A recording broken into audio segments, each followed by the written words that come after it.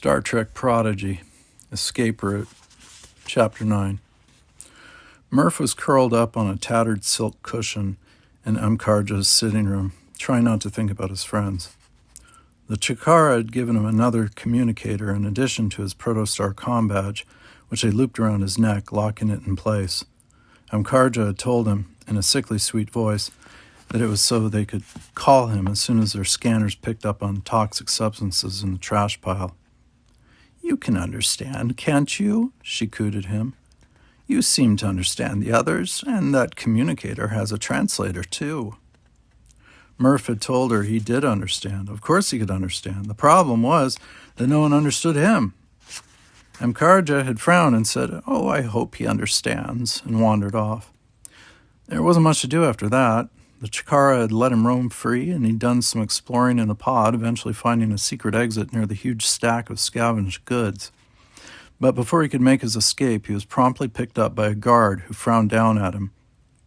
"There's nothing out there for you to eat," the guard had said, "so why don't you go wait in the pod core? It's a lot nicer than being out in the open." Murph had squirmed against the guard's grip, but to no avail. That was how he wound up in Amkarja's sitting room. She was in there with him, playing some sort of game with one of her attendants, the two of them laughing and chattering wildly at each other. But no matter how distracted they seemed, any time Murph tried to head toward the door, Amkarja would cry, "Guards!" and a guard would pluck him up and put him back on the pillow. "I don't know why you're trying to leave," the guard grumbled. "Your buddies aren't here anymore. Flew off a while ago." Murph snapped back, telling the guard that his friends would never leave him. But his anger just made the guard smile and Amkarja and her attendant laugh. "Oh, he's so cute," the attendant said, sliding her game pieces around on the board. "Listen to that little gurgling sound he makes." "I know," Amkarja said. "He's completely charming." Murph grumbled at them and settled back on his pillow, the communicator a weight around his neck. He understood now that he never should have let Jankum land here. It was just that it was such a field of treasure he couldn't help himself. At least he'd managed to secure the best treasure long before the Chikara showed up. He knew his friends were going to love it, and he had kept it tucked safely inside his stomach for when he was eventually reunited with them. And he would be reunited. He was sure of it. He just had to find a way out of the Chikaran pod. Despite what they had said when they encouraged him to stay, Murph knew the crew would never really abandon him here. He was still plotting his escape when Yuchiri scrambled into the room, looking very pleased with himself.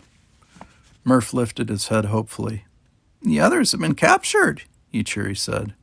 Murph felt himself melt into the pillow. "Captured? Oh, that's wonderful news." Amkarja moved her piece on the board, and her attendant moaned. Amkarja ignored her and looked up at Yuchiri. "I take it the engine failed as planned." "Of course," Yuchiri said. "And the shuttle?" "Crashed into the ground. I can send out scavengers." "No need." Amkarja flicked her wrist dismissively and frowned at the playing board. "We've already retrieved the most useful item. We'll keep the shuttle there for when we need it." Most useful item? Murph let out a shout of displeasure, yelling at everyone in the room that he wasn't an item, but everyone ignored him. "Where did you put the prisoners?" Amkarja continued. "In the locked house," Yuchiri said. "I told them we'd keep them there until we were certain they wouldn't try to flee." "Excellent," Amkarja turned to Murph. "Do you hear that? Your friends are going to stay with us. As soon as we know it's safe, we'll let you see them. Would you like that?" Murph told her he'd like to go see his friends now. Amkarja smiled indulgently down at him. "Oh, look, he's excited by the news," she said. "Perhaps we can arrange some kind of..." Suddenly, a crackle came over his new communicator. It was followed by a voice, distant and tinny. "Murph, we have need of your services. Please find the nearest Chikara and give them the following coordinates: 6, 9, 13. Murph had absolutely no time to react before both Amkarja and Yuchiri yelped in excitement. "They found something already?" Amkarja cried. "Yuchiri, take him to the coordinates and make sure he gobbles everything up." She rose from her seat and crouched down in front of Murph, who wanted very much to bite her shiny, pale muzzle, although he refrained. "Did you hear that?" she cooed to him. "It's time to see what you can do." Murph told her he didn't want to do anything, but she scooped him up and handed him over to Yuichiri, who held him at arm's length, frowning a little. "Do I have to take him?" Yuichiri asked. "It seems so dangerous." "Of course you have to take him," Karja snapped. "Those coordinates are nearby. If we have another explosion—" I know, Yuichiri sighed. "All right then, Murph. Looks like it's time for dinner." Murph struggled against Yuichiri's grasp as Yuichiri carted him out of the sitting room and through the pod core. He squirmed and wiggled until he was crawling over Yuichiri's head. Yuichiri grabbed at him, growling a little in the back of his throat. "Stop that!" Yuichiri grabbed hold of Murph's right leg and pulled him away, dangling him momentarily upside down. Murph said something very rude to him. Yuichiri might not have understood exactly, but he did give Murph an apologetic shrug and flipped him so he was right side up again. "Look," Yuichiri said in a low voice, "how about I show you where your friends are, huh? Will that make you calm down?" Murph stilled. Knowing where his friends were locked up was certainly useful information, especially if he was going to break them free. He looked up at Yuichiri and told him yes in his brightest voice. He'd found that when he did this with Rock Talk, she almost always understood what he was saying. To his relief, the trick worked with Yuichiri, too. "Great," Yuichiri said. "They're close." Yuichiri set Murph on the floor, and together they walked out of the pod core and toward the main pod exit.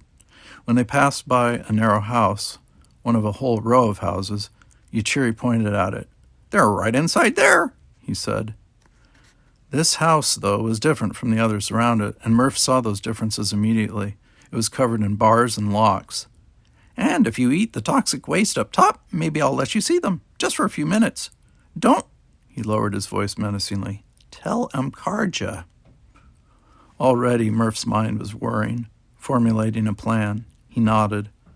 "Good call," Yuichiri smiled. "All right, let's get you to those coordinates."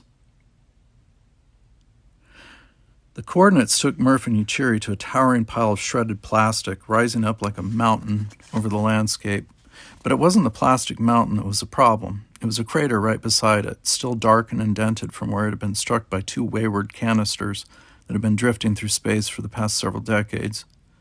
Yuichiri threw down an atmosphere sphere and a dome flowered out around the crash site. Then he pulled out a scanner. Murph didn't need the atmosphere dome, but he knew that Chikara did, just as his friends on the Protostar did. "Old-fashioned engine fuel," Yuichiri said, frowning at it down at his scanner. "That's in one of the containers. The other has—" His eyes widened. "Verterium plasma? Okay, yeah, we need to take care of this immediately." But Murph was already running down into the crater. The shredded plastic in the area had been melted down by the canister's impact and then cooled into a slick, slippery surface. "Be careful," Yuichiri called out. Murph ignored him. He was focused on the two canisters lying at the center of the crater. They were lashed together, which did explain why they'd hit the trash pile at the same time, although why a ship would tie two together such dangerous substances was beyond Murph. No matter. It worked out for him, and it was going to work out for the rest of the Protostar crew, too. Murph swallowed both canisters with 3 gulping bites, much to the shock of Yuichiri, who shouted nervously behind him. The canisters tumbled into his stomach, but they weren't food. He was definitely saving them for later. "That's it?" Yuichiri asked as Murph crawled out of the crater. Murph told him yes, brightening his voice like he had before, and Yuichiri shook his head, clearly impressed. "I don't know how you do it." Murph didn't bother trying to explain it to him. Yuichiri knelt down and tapped a button on Murph's communicator. It crackled to life. "The issue at coordinate 6913 has been taken care of." A half-second later, he got a response. "Noted. Thank you. That would have been a huge disaster once that Verterium plasma leaked through." Yuichiri smiled down at Murph and wiggled his ears. "Hear that?" he said. "You're a hero." Murph told him that heroes generally had a choice of becoming heroes or not, but Yuichiri just smiled and lightly patted the top of Murph's head. "Yeah, I know, you want to see your friends," he said. "A promise is a promise. Let's head back to the pod." Murph smiled. What Yuichiri didn't know was that the container of Verterium plasma had a leak, a very small one. It wouldn't have taken much time at all for the tiny drops of plasma to eventually eat through the canister of engine fuel. The explosion would have been enormous. Probably the entire pod would have been destroyed. Well, Murph thought. The canisters were safely tucked away now. No more explosions. At least no more big explosions. He chuckled softly to himself, a trilling sound that made Yuichiri smile. "Yeah, you did good today," he said. "You saved us a whole mess of trouble. Do you know how hard it is to tear down and rebuild a pod?" Yuichiri pulled out the controller for the atmosphere sphere. "I mean, we've already got plenty of spaces carved out, so it's just a matter of packing everything up and moving it out. But we're all about the scavenging, not the moving, so it puts everyone in a terrible mood." Yuichiri deactivated the dome, all of the atmosphere shriveling back up into the sphere. Murph scooped the sphere up with his mouth before Yuichiri could grab it. Yuichiri opened his mouth in shock, although Murph couldn't hear what he said. He bounded back toward the pod. Yuichiri had no choice but to follow. The impact site wasn't far from the pod at all, and although Murph was angry at the Chikara for imprisoning Dal and the others, he supposed it was good that they wouldn't have to move the entire pod to avoid an explosion from the canisters. But when they arrived at the steps leading into the pod, Murph started to feel nervous. He hoped his plan would work without anyone getting hurt. That definitely wasn't what he wanted. But his friends shouldn't be locked up in a house, especially not when they came back for him, just like he'd known they would. Soon, Yuichiri and Murph were in front of the locked house. The pod's activity bustled around them, all of the Chikara preparing for their next trade with the Ashari. Yuichiri stopped and crouched down next to Murph. "Are you going to give me back my atmosphere sphere?" Yuichiri asked. Murph just chirped sweetly and wriggled his tail. Yuichiri sighed. "Fine," he said. "Keep it. I have plenty." He stood up. "Wait here," he said. "I have to make sure they aren't planning anything. I'll bring them all into the living room, and then you can come in and say hi. Sound good?" Murph nodded. "Great. If anyone asks, I'm not doing this. You know that, right?" Murph told him yes, and Yuichiri's tail flickered back and forth happily. Murph watched him as he made his way up to the front door and pulled out a long silvery key. He undid the lock and pulled the door open and slipped inside. That's when Murph made his move. He scrambled over to the back of the house and spit out a few droplets of spilled Verterium plasma against the wall. Murph spat out the canister of engine fuel and bit a hole into it. Then he spat out a thin stream of the fuel and braced himself. The second the jet fuel hit the Verterium plasma, a ball of greenish fire rolled up the side of the house, the force of it knocking Murph backward. He landed hard, but immediately popped up to standing again. Green-tinted smoke billowed through the pod, thick and choking, and pale green flames lapped at the side of the locked house. But there was also a jagged, splintered hole in the side of the structure, big enough that even Rock Talk could pass through. Murph surged inside. Chapter 10. Dal crossed his arms over his chest, glaring down at Yuichiri. "Don't lie to me." "I'm not lying," Yuichiri said. "Murph is right outside. He wants to see—" But Yuichiri was cut off as a loud, rumbling boom exploded through the house. The foundations shuddered, throwing Dal sideways, so he slammed up against Rock Talk, who caught him.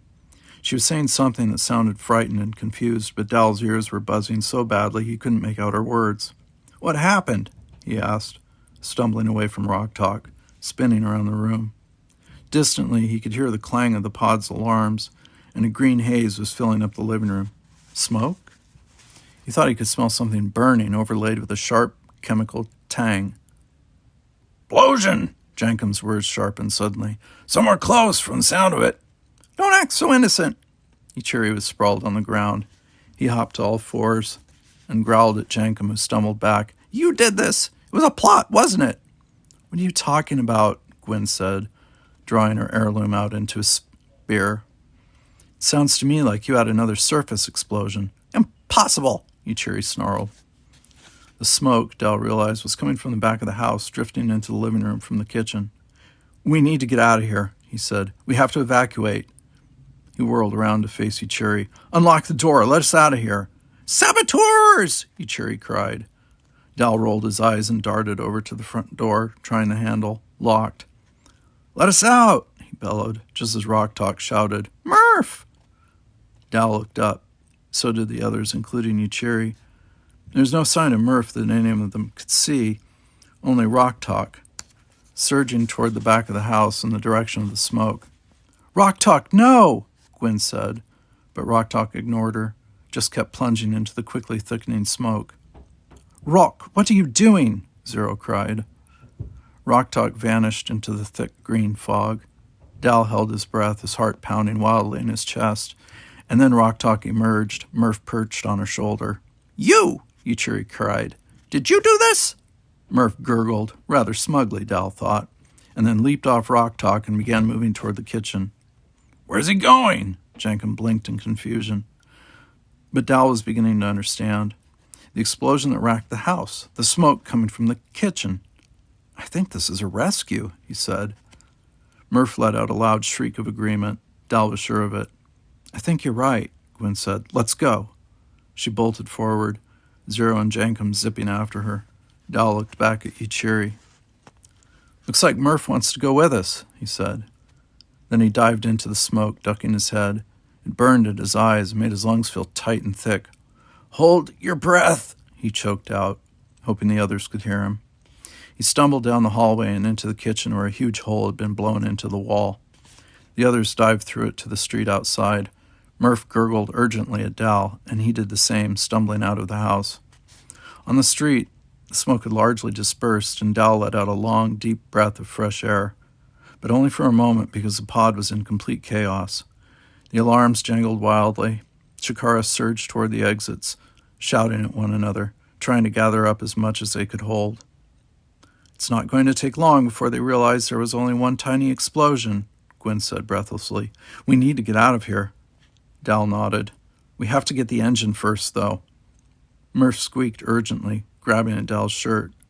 When Dal looked down at him, Murph ran away from the house, moving faster than Dal had ever seen. "I think he knows where the engine is," Dal said. "Everybody, follow Murph." No one had to be told twice. Murph led them away from the house and into the crush of panicked Chikara surging down the street. "Stay close," Gwen shouted, grabbing Jankum and pulling him up to her. Rock Talk came up behind them, her eyes wide. Zero flew overhead. All of them followed Murph, who wove expertly through the crowd. He was heading toward the big stack of scavenged goods lining shelves on the far wall. "The engine," Dal whispered. "We just have to get the engine." The wall of goods loomed up ahead. It was close. The green smoke hung faintly overhead, casting everything in a sickly light. And then Murph flung himself upward, soaring through the air until he landed on the shelves. Both Gwen and Zero let out shocked gasps, but Jankum gave a loud cheer of appreciation. Rock Talk just looked worried. "What's he doing?" she cried. "I'm pretty sure he's getting us the engine," Dal said. Murph crawled quickly over the shelf. He definitely seemed to know where he was going. "Follow him," Dal shouted, and he ran parallel to the wall. When he saw a wagon like the one that Chikara had used to transport the original engine, he dived for it, slapping his hand on the activation button. The wagon thrummed to life, nearly jerking itself out of Dal's hand. "Help!" he squeaked, and Rock Talk grabbed the handle, stopping it in its place. "Where's Murph?" she asked breathlessly, eyes roving over the shelves. "There!" Zero cried, and they soared upward to where Murph was climbing up to an even higher shelf, toward a gleaming tangle of metal. "The engine!" Jankum shouted. "Jankum would know her anywhere!" Dal squinted as he and Rock Talk brought the wagon to a stop at the base of the shelves. Sure enough, Murph had found the engine. Zero was already dragging it out of its spot on the shelf, Murph hitching a ride on top. "They got it!" Rock Talk said, her voice brimming with excitement. "Down here!" Dal shouted, waving his arms.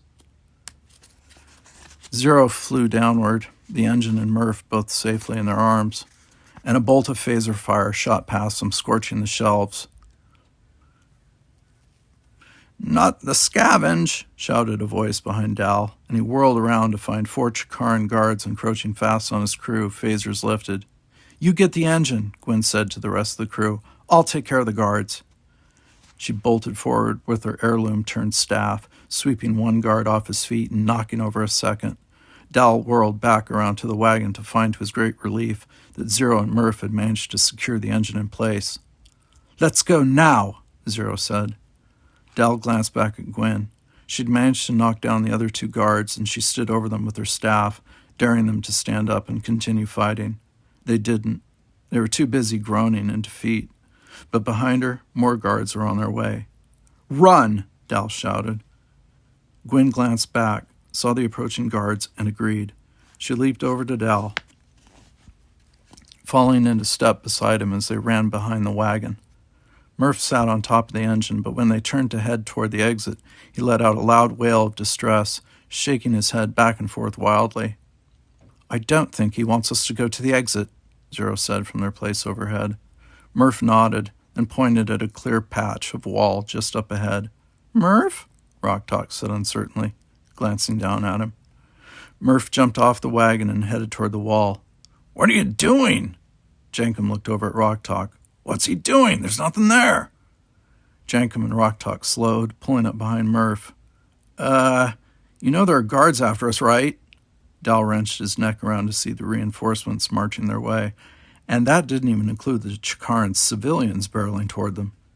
He turned back to the others just in time to see Murph spit a shiny liquid on the wall, and then to see another explosion. It blasted outward, belching the same green smoke as before. The Chikara erupted into angry, frightened screams, but as far as Dal could see, no one was hurt, and their engine was fine. His crew was fine. Murph was a little dusty, but it gave Dal a huge grin. "Look," Gwyn whispered, "Murph made another exit." That was, in fact, exactly what he had done, blown a new hole into the wall. He disappeared inside. Jankum and Rock-Talk looked to Dal. "Follow him," Dal cried, "and everybody, make sure you're suited up." He glanced behind himself again. The explosion had stopped the guards for the time being. These explosions, he realized, were more smoke than anything else, but the smoke frightened the Chikara, and that was exactly what they needed. Rock-Talk and Jankum dragged the engine through the hole. Gwyn and Zero followed. "They're getting away!" someone screamed, the voice distant. Dal dived through the hole himself. He wasn't sure what he expected to find on the other side, but he was thrilled to find that it was a tunnel carved into the garbage, built on a steep incline, another way out. The containment field shimmered up ahead. "Murph!" Dal cried, because Murph was waiting for him. Dal could just see the others scrambling up the tunnel. "You're a genius!" Murph chirped happily and spit another stream of liquid at the wall. Dal had no idea what it was or where it came from, but if Murph was going to create another explosion, he knew he had to move out of the way. I'm going! Dal laughed, and he raced after the others. The explosion followed a few seconds later, shaking the entire tunnel. Dust and loose fragments of trash rained down, but the tunnel held. Dal spun around and jogged backward, peering through the quickly gathering green smoke. Sure enough, Murph came careening after him. "I got you, buddy." Dal scooped him up in his arms and took off up the tunnel, which tilted up and up and up. Murph hugged Dal's neck as they passed through the airlock and out of the atmosphere of the pod. "How'd you know about this?" Dal asked. Murph chirruped and tilted his head down toward the little dark communicator he wore around his neck. "You listened in on their comms?" Dal panted. It was a tough run going uphill. At least no one seemed to be following them.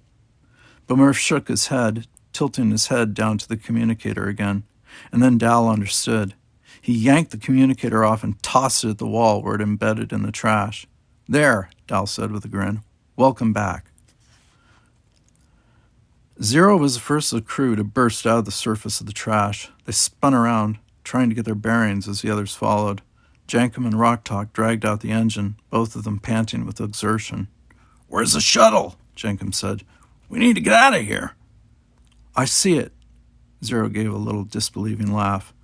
"The tunnel brought us right to it."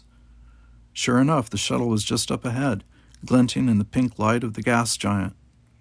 "What are you waiting for?" Dal cried, as he heaved himself out of the tunnel's opening. "Jankum, get us in the air." "You got it." Jankum nodded at Rock-Talk, and the two of them took off across the trash plain toward the shuttle, dragging the engine behind them. Dal sucked down breaths of air as he followed, slowing his pace to a walk. "How soon until the Chikara find us?" Gwyn asked. "Hopefully they don't," Dal said. Up ahead, Jankum and Rock-Talk were already prepping the engine hold. They wouldn't be able to track the ship, but then a phaser shot across the trash field. It was the Chikara, making their way from the main entrance of the pod. "Spoke too soon," Gwen sighed, reactivating her heirloom. Dal shook his head. "No, you go shield Rocktalk and Jankum." He glanced down at Murph. "We'll handle the guards." "With what weapons?" Gwen asked. Murph burped. "With whatever he's got in his stomach." "With whatever he's got in his stomach making those explosions," Dal said. "Go!" Gwen nodded and took off toward the ship. Dal looked down at Murph. "Jankum said he could get the engine in the shuttlecraft in 10 minutes, Dal told him. "Do you think you can—" But he didn't even need to ask. Murph leaped out of his arms, spitting out a thin stream of liquid as he did. It didn't take Dal long to realize that Murph was forming a ring around the shuttle. "You're a genius," Dal told Murph again, and Murph just smiled. Dal left him to it and ran back to join the others at the shuttle. Jankum and Rocktalk had already managed to lift the engine into place, and now Jankum was quickly reestablishing the connections to the ship. "What are you doing?" Gwen said when she saw Dal. "I thought you said you were taking care of the guards."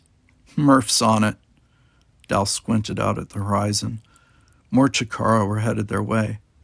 "How's that engine coming along?" "I have good news," Rocktalk said. "The Chikara replaced the restoration coil, so we just need to get it fixed in place." "Hopefully it's not another trick," Gwen muttered.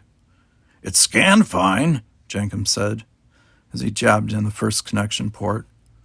"Probably fixed it up before they were going to trade it." Suddenly, an atmosphere dome billowed up around them, enclosing the shuttle and the crew in a wide ring around both. Everyone let out shouts of surprise. Zero dropped down beside Dal. "What's Murph doing? Why the dome?" "You'll see," Dal said. Right on cue, the first of Murph's explosions tore around the inside perimeter of the atmosphere dome, billowing great plumes of green smoke. Dal and Zero and Gwen were flung backward, but when Jankum went careening out of the shuttle, Rocktalk caught him. "I've got you," she said, and Jankum grinned up at her. "Then hand Jankum that wiring," he said. A few feet away, Dal and Gwen pulled each other back up to their feet. Fed by the oxygen of the dome, green fires raged all around them, burning with a hot chemical intensity. The encroaching guards were nowhere to be seen, but neither was Murph. "Murph?" Dal asked, panic edging into his voice. "Oh, no. No. He took off running toward the fire, his eyes watering from the burning chemical smoke. Gwen called out his name, telling him to come back, but Dal kept surging forward, sweeping his gaze around. No matter what happened, he was not leaving Murph behind. "Murph!" he screamed, his voice blending in with the roar of the fires. Through the flames, he caught sight of the Chikara gathering up their forces. "Murph, where are you?" Fear edged up into Dal's chest. He thought Murph was indestructible. Surely the explosions wouldn't have hurt him. But what if he'd been trapped on the other side of the flames? What if the Chikara had caught him again? Dal spun in the smoke, eyes streaming.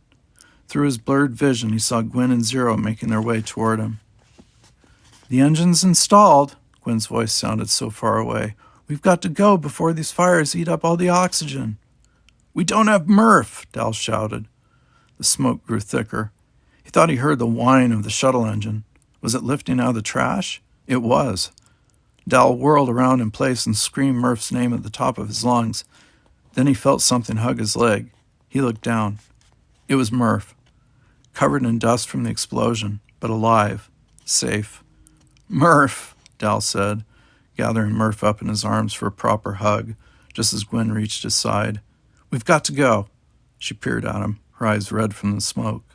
"I know," Dal said, and he squeezed Murph a little tighter. "And now we can."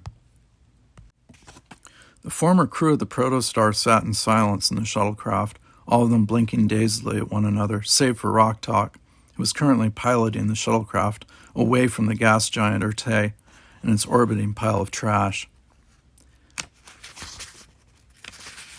They were all filthy, their clothes smelling of chemical smoke. They sagged with exhaustion, but they were safe. Rocktalk cleared her throat, the first to break the silence. Dal turned toward her, his ears still buzzing from the explosions. "I'm setting a course for Earth." she said in a small voice. Her hands flew over the controls. Estimated date of arrival is 1 month from now. Dal nodded. 1 month, crammed into the shuttlecraft together. 1 month until they faced whatever was waiting for them on Earth. At least there was a sonic shower on board. The shuttle's engine gave a little whine as it adjusted to the new course. At the controls, Rocktalk switched over to autopilot and turned around in her seat so she could see the others. Everyone looked so worn down. She was sure she didn't look much better. But then Murph slid off his seat, walking to the center of the shuttle. Everyone shifted, turning toward him, and Murph trilled as he looked up at the faces of his friends, the ones he'd rescued, and the ones who had rescued him. They all seemed so sad, he thought, but he knew exactly what would cheer them up. It had been a lot more trouble than he'd expected to get it, but Murph knew it would be worth all that trouble in the end. So he hiccuped, spitting up the treasure he'd found back on the trash pile. It was a small silver box with shimmering pale lights. What's that?" Gwyn said. "I have no idea," Dal replied. Jankum stood and picked it up, studying it, which was exactly what Murph knew would happen. He sat back waiting and feeling very pleased with himself. He couldn't wait to see the crew's faces when they discovered what the treasure did. Jankum studied the object, frowning. He turned it over and scratched at his head. Then he broke into a grin. "Wait! I think I recognize this. It's a communication device. It picks up sound waves from out in space." He flipped it over and his thumb brushed against a switch. Immediately, music flooded through the shuttle. The entire crew sat up in astonishment. Jankum nearly dropped the device. The music was loud and fast with a heavy, driving beat, perfect for dancing. Murph wiggled his hips in time, eyes gleaming as he looked around at the others. "What is that?" Gwyn said, her eyes widened. Suddenly, the music died away, replaced by a distant, tinny voice. Their universal translators were all able to pick it up as it spoke in a fast-paced rattle. "Coming to you live from San Francisco." "San Francisco?" Rocktalk cried. "That's where we're going, on Earth." Murph beamed at them. He'd heard the same thing when they were first exploring the trash pile. San Francisco. A tiny, invisible voice spilling out of the giant ball of trash, whispering the name of their destination. "How'd something from Earth get all the way out here?" Zero asked. "The communicator's not from Earth," Jankum said. "It's just picking up sound waves from there. They must have traveled all this way from San Francisco." "Playing all the top hits of 1985. "What's that mean?" Jankum frowned. "Of 1985? The others shrugged. But then the voice warbled and a new song spilled out, this one even more danceable than the first. "It must have found its way into space somehow," Gwyn breathed. "I think this is our first introduction to Earth culture." The music thumped. Jankum nodded his head in time to the beat. "Jankum likes it," he said. "If this is Earth, sign Jankum up." He fiddled with the device again, turning up the volume. Then he set it up on a nearby shelf and started shimmying around the shuttle, grabbing Rocktalk and pulling her to her feet. She giggled and joined him in the dance, and it didn't take long before everyone was dancing. Everyone except Murph, because right now he just wanted to sit back and watch. When he'd heard the music of San Francisco drifting up from the trash pile, he knew that was exactly what the crew needed to complete their trip to Earth. A little music, a little fun. "Come on, Murph." Dal boogied up to him, flailing around in time to the music. "You're not dancing." Murph grinned. Maybe he didn't want to sit this one out after all. So he stood up, undulating his body as the music coursed around him.